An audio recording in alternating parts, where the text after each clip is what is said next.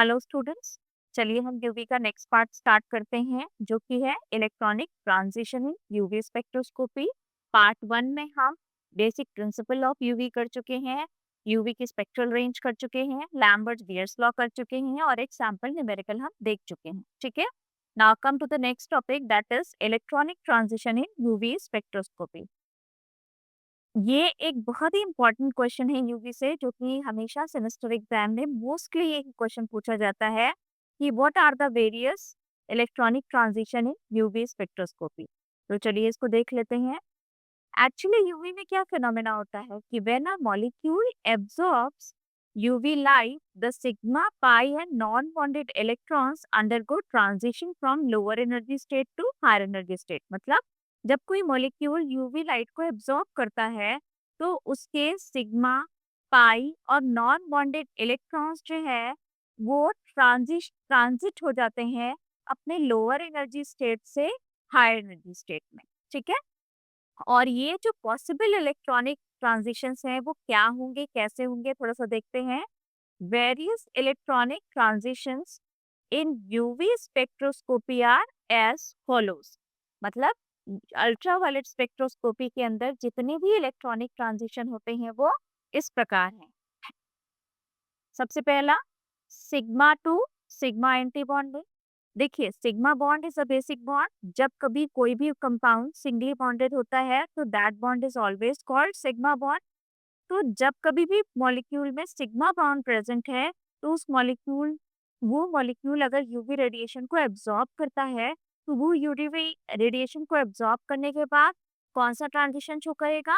क्योंकि उसके electron valence electron sigma bond बना रहे हैं तो वो sigma to sigma anti bonding transition show करेगा, राइट।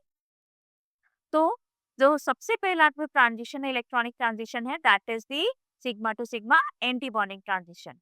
दिस ट्रांजिशन अकर्स, ये ट्रांजिशन होता है इन all saturated compound. Saturated compounds का मतलब सिंगल बॉन्डेड कंपाउंड।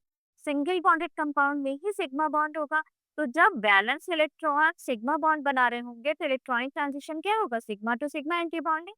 ठीक है, the energy required for this transition is maximum. ठीक है, इस ट्रांजिशन के लिए जो एनर्जी रिक्वायर्ड होती है वो सारे ट्रांजिशंस की अपेक्षा सबसे ज्यादा होती है। और ये ट्रांजिशन कौन से मॉलिक्यूल शो करते हैं? एल्केन्स। अब आप जानते हैं एल्केन्स का फॉर्मूला क्या होता है? CnH2n+2। CnH2n+2 means single bonded compound. Single bonded compound का मतलब सिग्मा बॉन्डेड कंपाउंड। अगर कंपाउंड सिग्मा बॉन्डेड है तो वो किस तरह का ट्रांजिशन शो करेगा? वो sigma to sigma anti bonding show करेगा। देखिए, इसको ऐसे समझ लेते हैं कि जैसे मान लीजिए ये मीथेन है तो ये सारे बॉन्ड क्या हुए? ये सारे बॉन्ड हुए आपके सिग्मा बॉन्ड, है ना। वैलेंस इलेक्ट्रॉन कहाँ है? सिग्मा बॉन्ड में। तो ये पर्टिकुलर कंपाउंड किस तरह का ट्रांजिशन शो करेगा? Sigma to sigma anti bonding. ठीक है, अब दूसरा ट्रांजिशन देखते हैं। दूसरा ट्रांजिशन है non bonding to sigma anti bonding. अब non bonding to sigma anti bonding का क्या डिस्क्रिप्शन है, थोड़ा सा देखते हैं। This transition takes place in all saturated compounds. देखिए, जहाँ पे सिग्मा एंटी बॉन्डिंग है इसका मतलब वहां पे भी बात सिंगल बॉन्ड की ही हो रही है। सैचुरेटेड कंपाउंड का मतलब सिंगल बॉन्डेड कंपाउंड्स। ठीक है, लेकिन उनके अंदर containing heteroatom with at least one pair of non bonding electrons. ठीक है, ऐसे कंपाउंड जो कि सिंगल बॉन्डेड तो है लेकिन उनमें कम से कम एक हेटेरोएटम प्रेजेंट है और वो हेटेरोएटम नॉर्मल हेटेरोएटम नहीं है, उसके अंदर उस हेटेरोएटम के ऊपर कम से कम एक लोन पेयर ऑफ इलेक्ट्रॉन है, नॉन बॉन्डिंग इलेक्ट्रॉन है। तभी आप उसे ईटा से डिनोट कर रहे हैं। ठीक है, तो जो वैलेंस इलेक्ट्रॉन है वो क्या है? नॉन बॉन्डिंग इलेक्ट्रॉन है, लेकिन कंपाउंड सिंगल बॉन्डेड है। तो उसमें ट्रांजिशन क्या होगा? नॉन बॉन्डिंग इलेक्ट्रॉन कहा जाएगा? सिग्मा एंटी बॉन्डिंग में जाएगा। ठीक है, तो non bonding to sigma anti bonding. अब इसका एग्जाम्पल देखिए, इसका एग्जाम्पल देख सकते हैं आप। इसका एग्जाम्पल है अल्कोहल। अल्कोहल में क्या होता है? OH बॉन्ड होता है। यहाँ देखेंगे CH OH, O पे लोन पेयर है। तो ये बॉन्ड तो सिग्मा बॉन्ड हो गया, लेकिन यहाँ पे लोन पेयर क्या हो गया? ईटा। तो eta to sigma anti bonding.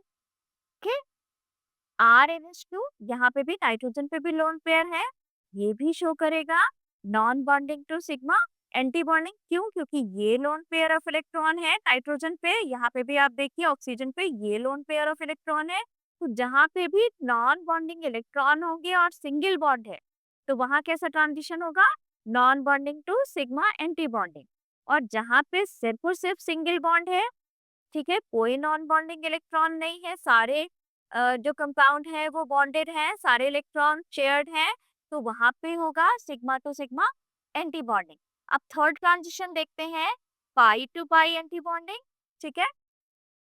और अनसैचुरेटेड कंपाउंड्स, देखिए पाई बॉन्ड की जहां तक बात आती है, जैसे ही बात आती है हम कहते हैं कि जब कंपाउंड सिंगली बॉन्डेड है, जैसे मान लीजिए ये सीसी बॉन्ड है, तो ये बॉन्ड क्या हुआ? सिग्मा बॉन्ड हुआ। इसके ऊपर अगर डबल बॉन्ड है तो ये पाई बॉन्ड है, और अगर ट्रिपल बॉन्ड है तो ये भी पाई बॉन्ड है, राइट। तो जब भी पाई पाई ट्रांजिशन की बात आई तो वहां हमेशा अनसैचुरेटेड कंपाउंड्स ही हम कंसीडर करेंगे, मतलब डबली और ट्रिपली बॉन्डेड कंपाउंड्स की ही बात हो रही है। So all unsaturated compounds show this type of transition, ठीक है। सारे डबली और triply bonded compound pi to pi anti bonding transition show करते हैं।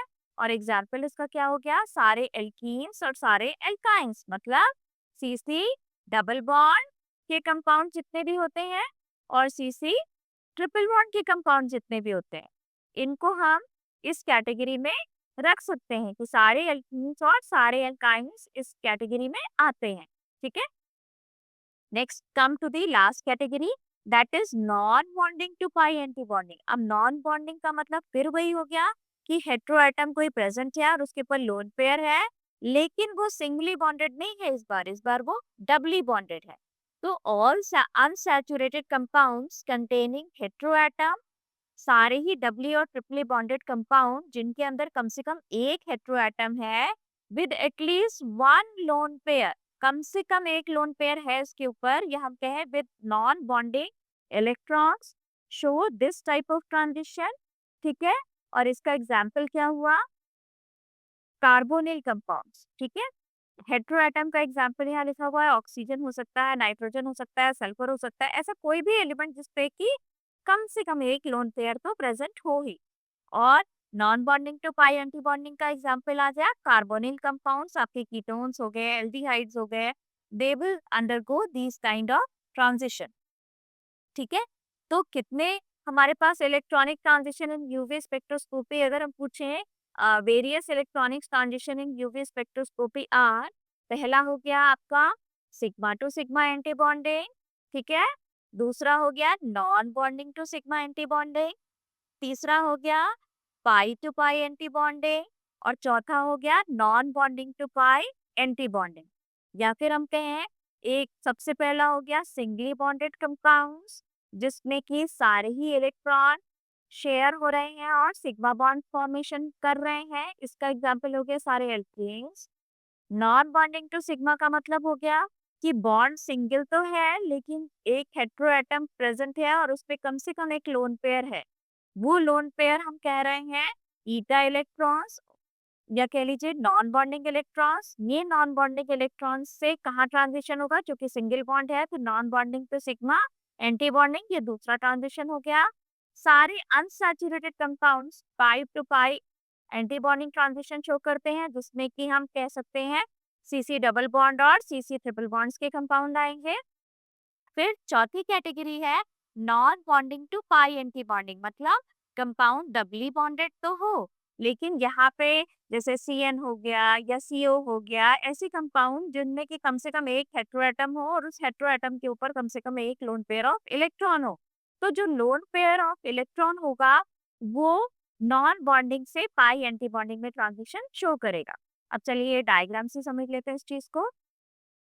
ये फिगर आपको दिखा रहा है various electronic transition in UV spectroscopy, ठीक है। यूवी स्पेक्ट्रोस्कोपी के अंदर जो ट्रांजिशंस होते हैं वो शो कर रहा है। देखिए सबसे पहला जो ये एनर्जी लेवल है दैट इज सिग्मा बॉन्डिंग, ठीक है। उसके बाद pi bonding, then non bonding electrons.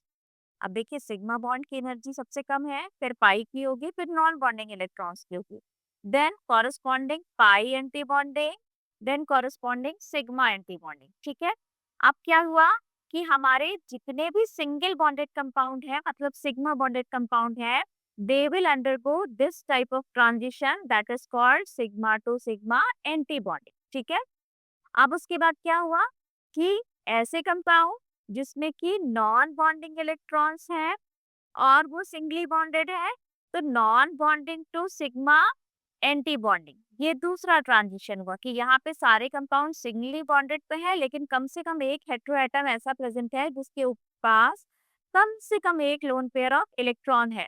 तो वो नॉन बॉन्डिंग इलेक्ट्रॉन कहाँ ट्रांजिट होता है यूवी रेडिएशन अब्सॉर्ब करने पे? सिग्मा एंटी बॉन्डिंग में। क्यों? क्योंकि ये सिंगली बॉन्डेड है। ठीक है, दूसरा ट्रांजिशन हम तीसरा ट्रांजिशन हम देखते हैं। देखिए, ये हमने कहा this is the first transition, इसको हमने कहा this is the second transition, और तीसरा ट्रांजिशन आता है pi to pi anti bonding. Pi to pi anti bonding का मतलब है कि यहाँ पे ये जो कंपाउंड है ये सीसी डबल बॉन्डेड है या सीसी ट्रिपल बॉन्डेड है, राइट। अब डबल बॉन्डेड का मतलब पाई बॉन्ड, एक पाई बॉन्ड हुआ, ट्रिपल बॉन्डेड का मतलब दो पाई बॉन्ड हुआ। तो जब वैलेंस शेल के इलेक्ट्रॉन पाई बॉन्ड फॉर्मेशन में ऑक्युपाइड है, तो इलेक्ट्रॉनिक ट्रांजिशन कहाँ होगा? पाई इलेक्ट्रॉन्स में होगा। तो the third transition is pi to pi anti bonding, और जो लास्ट ट्रांजिशन है that is non bonding to pi anti bonding. मतलब अगर कंपाउंड डबली बॉन्डेड है या ट्रिपली बॉन्डेड है और वहां पे एक कम से कम हेटेरोएटम प्रेजेंट है जिसके ऊपर की लोन पेयर ऑफ इलेक्ट्रॉन है, तो वो नॉन बॉन्डिंग इलेक्ट्रॉन कहाँ ट्रांजिट होंगे, कहाँ ट्रांजिशन स्टेट के बाद पहुंचेंगे? They will correspond to the pi anti bonding molecular orbital.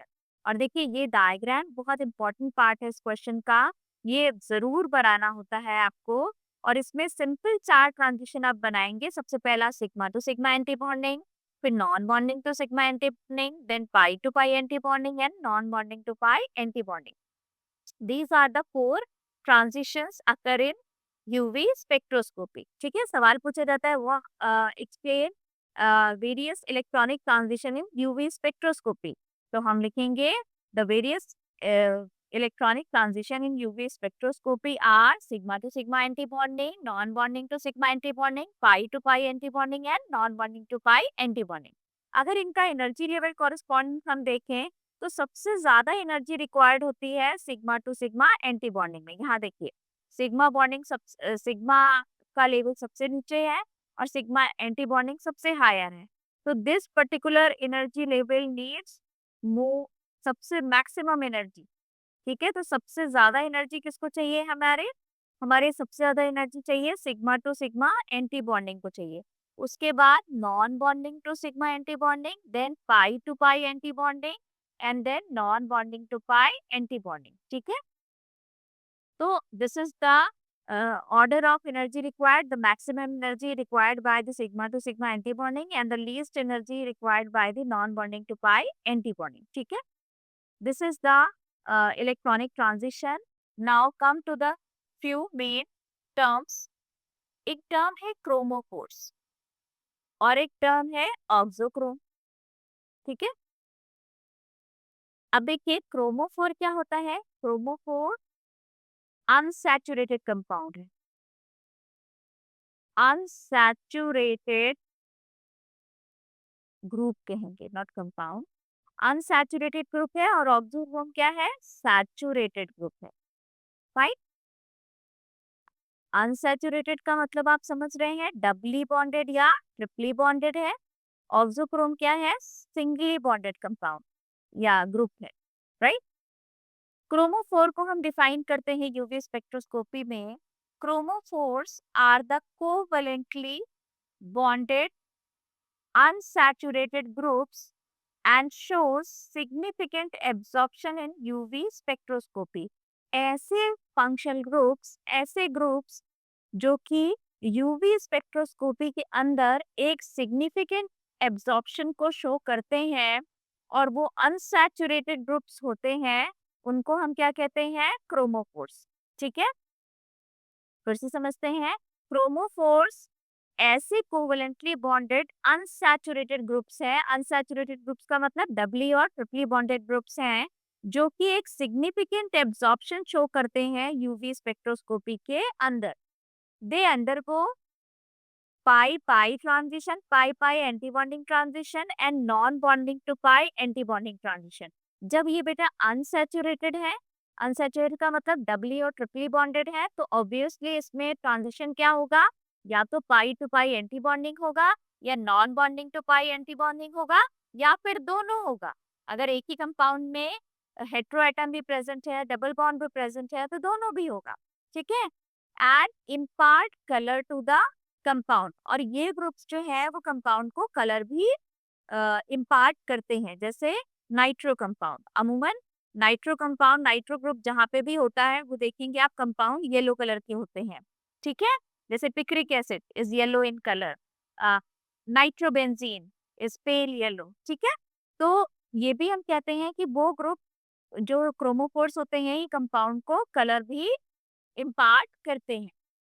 अब ऑक्सोक्रोम क्या हो गया, auxochrome can be defined as an oxochrome can be defined as any saturated group। saturated group का मतलब क्या हो गया बेटा, saturated group का मतलब हो गया कि singly bonded compound, ठीक है, containing lone pair of electron। देखिए इनके पास क्या होना चाहिए, सिंगली बॉन्डेड कंपाउंड हो लेकिन उनके पास एक लोन पेयर होना चाहिए, which is not itself responsible for significant absorption। मतलब अगर ऑक्सोक्रोम किसी भी कंपाउंड में अकेला प्रेजेंट है तो तब वो कोई भी ऑब्जॉर्प्शन शो नहीं करता है, लेकिन but it's presence along with chromophores, अगर ये किसी क्रोमोफोर के साथ प्रेजेंट है कंपाउंड के अंदर, तो उसका एब्जॉर्प्शन मैक्सिमम वैल्यू को बढ़ा देता है, ठीक है।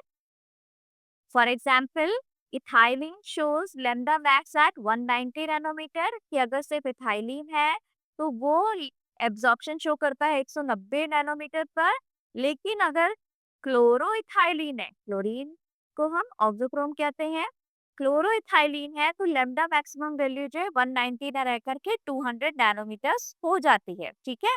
तो हमने देखा कि एक क्लोरीन ग्रुप की वजह से जो एब्जॉर्प्शन है वो बढ़ गया।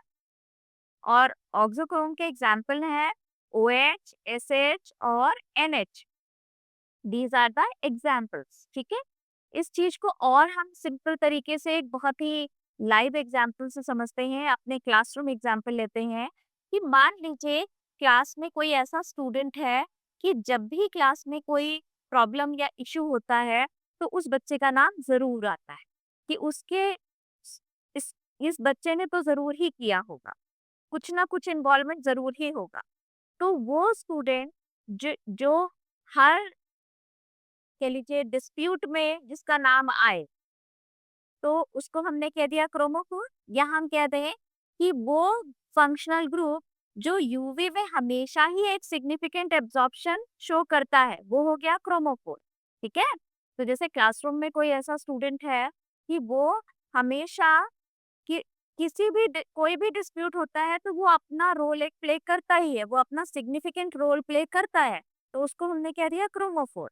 और एक दूसरा लड़का है कि अगर वो अकेला है तो कोई जान भी नहीं पाएगा कि इसको बदमाशी आती भी है, लेकिन अगर वो क्रोमोफोर के साथ है, मतलब वो उस स्टूडेंट के साथ है जो कि सिग्निफिकेंट रोल प्ले करता है, तो उस पर्टिकुलर स्टूडेंट का जो परफॉर्मेंस है वो बढ़ा देता है, कि अगर वो थोड़ा झगड़ा कर रहा है तो ये मोटिवेट करके उसको थोड़ा सा प्रोवोक कर देता है, ठीक है।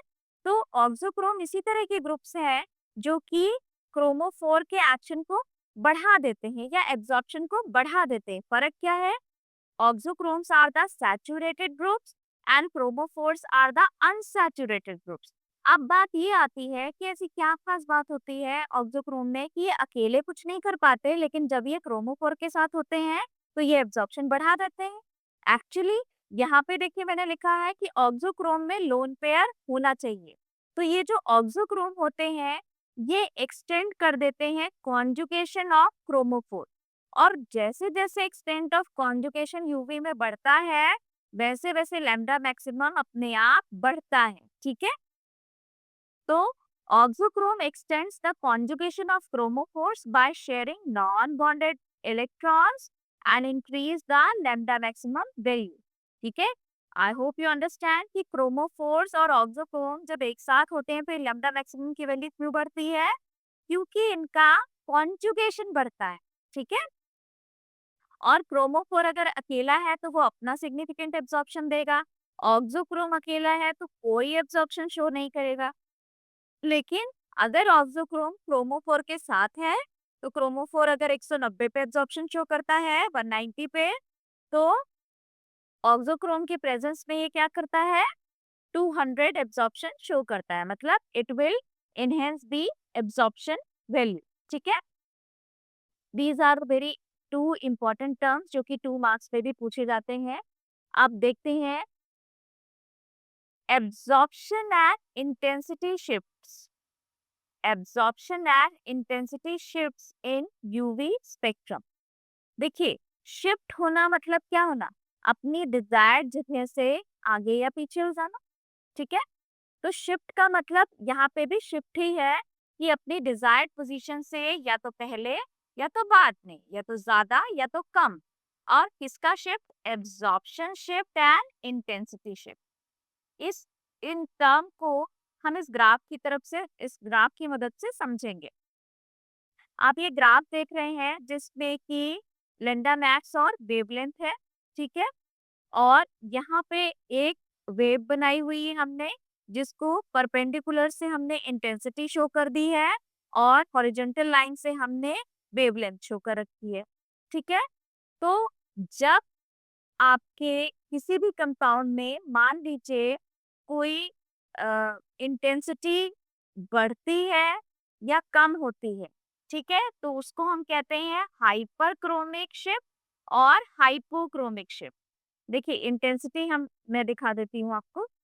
जब कोई वेव ऐसे आपने बनाई, मान लीजिए इस तरह से वेव बनाई आपने, तो ये आप कहेंगे इंटेंसिटी है।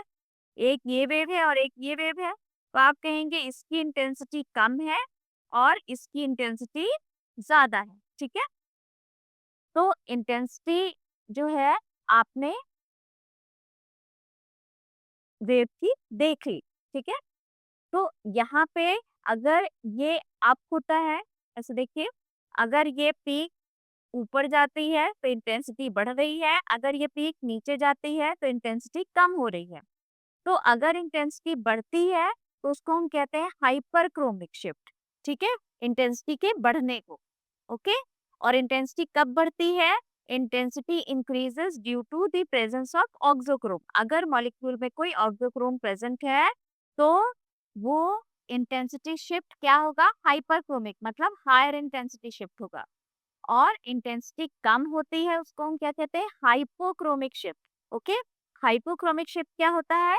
जब मॉलिक्यूल में कोई ऐसा ग्रुप इंट्रोड्यूस हो जाता है जो कि उसकी ज्योमेट्री को डिस्टॉर्ट कर देता है, तब इंटेंसिटी क्या हो जाती है? कम हो जाती है। और इस कम इंटेंसिटी को हम क्या कहते हैं?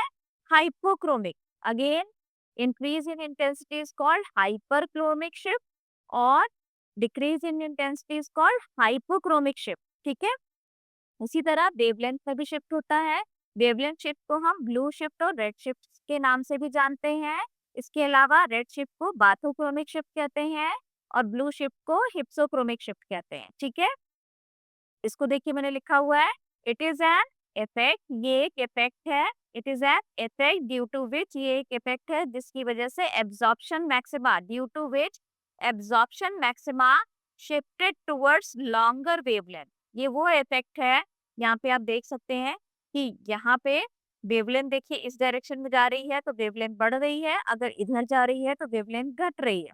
तो it is an effect due to which absorption maxima shifted towards longer wavelength is called bathochromic shift or red shift।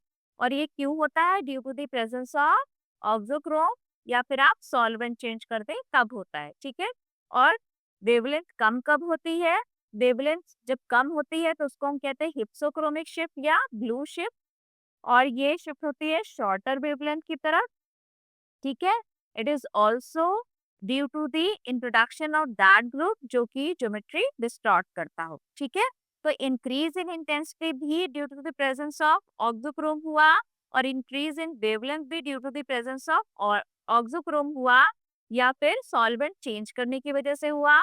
Decrease in intensity और डिक्रीज इन वेवलेंथ दोनों ही चीजें किस वजह से हुई, जब हम कोई ऐसा ग्रुप इंट्रोड्यूस कर देते हैं मॉलिक्यूल में जो कि ज्योमेट्री को डिस्टॉर्ट कर देता है, तब वेवलेंथ भी डिक्रीज हो जाती है और इंटेंसिटी भी डिक्रीज हो जाती है।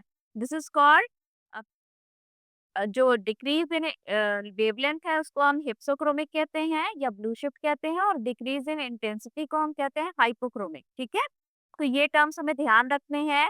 Bathochromic shift is increase in wavelength, hypsochromic shift or blue shift is the decrease in wavelength, hyperchromic shift is the increase in the intensity, और hypochromic shift is the decrease in intensity। और increase चाहे wavelength का हो चाहे intensity का हो, दोनों ही auxochrome की प्रेजेंस की वजह से होता है या फिर सॉल्वेंट चेंज करने की वजह से होता है। और अगर डिक्रीज इन इंटेंसिटी हो रहा है या डिक्रीज इन वेवलेंथ हो रहा है तो वो introduction of that group that distorts the geometry इस वजह से होता है। ठीक है, these are the important terms in the absorption and intensity shift in UV spectrum। ठीक है, एप्लीकेशंस देख लेते हैं। एप्लीकेशन से थोड़ा सा आपको ज्यादा क्लियर होगा। पहला एप्लीकेशन यूवी का, एक्सटेंट ऑफ कॉन्जुगेशन। देखिए, किसी भी कंपाउंड में जितना ज्यादा कॉन्जुगेशन प्रेजेंट होगा, एक्सटेंट ऑफ कॉन्जुगेशन यूवी से पता लगता है। जिस कंपाउंड में जितना ज्यादा कॉन्जुगेशन होगा उसकी लैम्डा मैक्स वैल्यू या उसका एब्जॉर्प्शन उतना ही ज्यादा आएगा। ठीक है, देखिए लिखा है मैंने, extent of conjugation that is higher the conjugation higher the lambda max value. अब इसको हम एक एग्जांपल से समझते हैं। जैसे क्वेश्चन दिया हुआ है, डिस्टिंग distinction between the conjugated and non conjugated compound. अब ये दो कंपाउंड दिए गए हैं, एक में आप देखिए single bond double bond, single bond double bond, यहाँ पे कॉन्जुगेशन प्रेजेंट है। यहाँ आप देख रहे हैं ये ऑल्टरनेट डबल बॉन्ड प्रेजेंट होना कॉन्जुगेशन कहलाता है। Single bond double bond, single bond double bond, single bond, तो यहाँ पे कॉन्जुगेशन है। यहाँ पे आप देखिए ये डबल बॉन्ड हुआ, यहाँ पे कोई सिंगल बॉन्ड हुआ, लेकिन यहाँ पे कोई डबल बॉन्ड नहीं है। तो ये कंपाउंड जो है वो कॉन्जुगेशन, लॉन्ग कॉन्जुगेशन नहीं हो रहा है। तो इन दोनों कंपाउंड में अगर आपसे पूछा जाए कि लैम्डा मैक्स किसका ज्यादा होगा, तो ऑब्वियसली आपके इस कंपाउंड का जो लैम्डा मैक्सिमम है, फर्स्ट कंपाउंड का लैम्डा मैक्सिमम है, ए कंपाउंड का लैम्डा मैक्सिमम है, वो ज्यादा होगा। Both the above compound A and B are isomer of each other. ये दोनों एक दूसरे के आइसोमर है। Due to non bonding to pi transition, compound A appear at longer wavelength than compound B। ठीक है, ये एक्सटेंट ऑफ कॉन्जुगेशन है। देखिए यहाँ सिंगल बॉन्ड, ये डबल बॉन्ड, ये सिंगल बॉन्ड, ये डबल बॉन्ड। ठीक है, तो ये ज्यादा लॉन्गर एक्सटेंट ऑफ कॉन्जुगेशन बता रहा है, इसीलिए इसका जो लैम्डा मैक्स आएगा वो ज्यादा आएगा as compare to B compound, जबकि ये दोनों ही आइसोमर है एक दूसरे के। ठीक है, तो एक्सटेंट ऑफ कॉन्जुगेशन हम जानते हैं यूवी स्पेक्ट्रोस्कोपी की हेल्प से ही, या लैम्डा मैक्स वैल्यू की वजह से। मान लीजिए दो कंपाउंड है तो आप उसे डिफरेंशिएट कर सकते हैं। Detection of impurities, detection of impurity का मतलब हर कंपाउंड का ओरिजिनल स्पेक्ट्रा जो है स्पेक्ट्रम लाइब्रेरी में रिजर्व रहता है। तो अगर आपको कंपाउंड की प्योरिटी चेक करनी है तो आप उसका यूवी करेंगे, और फिर जो वेरिएशन आ रहा है उसकी बेसिस पे हम बताते हैं कि कंपाउंड कितना इम्प्योर है। ठीक है, next is identification of unknown compounds. कोई न्यूअर कंपाउंड्स है उसके लिए भी स्पेक्ट्रा जो है, यूवी स्पेक्ट्रा ही नहीं, spectroscopy is a biggest tool. ठीक है, और यूवी का क्या रोल है, वो एक्सटेंट स्ट्रक्चर के बेसिस पे, जैसे lambda max value, extent of conjugation, absorption, इन सब बेसिस पे आप उस कंपाउंड को जज कर सकते हो कि ये कंपाउंड प्रोबेबली क्या हो सकता है। ठीक है, उसके बाद यूवी का एप्लीकेशन है स्टडी ऑफ ज्योमेट्रिकल आइसोमर्स। यहाँ पे आप सिस और ट्रांसफॉर्म बता सकते हो। ऑब्वियसली ट्रांसफॉर्म का लैम्डा मैक्स ज्यादा होता है as compare to cis form. देखिए यहाँ पे मैं आपको एग्जांपल से समझाती हूँ। Study of geometrical isomers can also be done with the help of UV spectroscopy. यहाँ पे देखिए हमारे पास ये सिस आइसोमर है, ये दोनों देखिए सेम साइड हाइड्रोजन है, दिस इज कॉल्ड सिस, और ये हाइड्रोजन देखिए ट्रांस है, दिस इज कॉल्ड ट्रांस। इसकी लैम्डा मैक्स वैल्यू 283 नैनोमीटर है और इसकी लैम्डा मैक्स वैल्यू 296 नैनोमीटर है। In isomer A, due to steric hindrance, absorption shift towards lower wavelength. यहाँ पे स्टेरिक हिंड्रेंस की वजह से जो एब्जॉर्प्शन है वो लोअर वेवलेंथ की तरफ शिफ्ट हो गया है। और हम जानते हैं कि स्टेरिक हिंड्रेंस हमेशा कंपाउंड को डीस्टेबलाइज करती है और इसीलिए मॉलिक्यूल की एनर्जी बढ़ जाती है, और एनर्जी बढ़ जाती है तो वेवलेंथ कम हो जाती है। ठीक है। और डिटेक्शन ऑफ इम्प्योरिटीज में भी आप डिटेक्शन ऑफ इम्प्योरिटीज का भी हम इससे पता लगा सकते हैं। ठीक है। Due to the presence of impurities in the compound, it gives additional peak. ये एडिशनल पीक देता है अपने प्योर कंपाउंड के अलावा, right. Determination of functional groups, की फंक्शनल ग्रुप अभी हमने पढ़ा ना, क्रोमोफोर्स और ऑक्सोक्रोम। तो determination of functional group is also possible with the help of UV spectroscopy. तो these are the few applications. और इसमें से मैंने यहाँ मोस्ट इंपॉर्टेंट क्वेश्चन लिखे हैं कि अगर आप यूवी में सिर्फ की क्वेश्चन पढ़ना चाहते हैं कि सिर्फ और सिर्फ एक ही दो क्वेश्चन करने हैं, तो सबसे पहले उसमें लैम्बर्ट्स बीएस लॉ और उसका न्यूमेरिकल बहुत जरूरी है। Electronic transition in UV spectro का क्वेश्चन बहुत जरूरी है। और क्रोमोफोर और ऑक्सोक्रोम का क्वेश्चन बहुत जरूरी है, क्योंकि ये वो पार्ट है जो कि कंपल्सरी क्वेश्चन में भी आता है। और इन तीनों में से कम एक क्वेश्चन लॉन्ग क्वेश्चन के फॉर्म में आता ही आता है। ठीक है। तो that's all about UV. UV के प्रैक्टिस क्वेश्चन जो कि एग्जाम में आए हुए हैं उसके लिए हम एक सेपरेट वीडियो बनाएंगे। Till then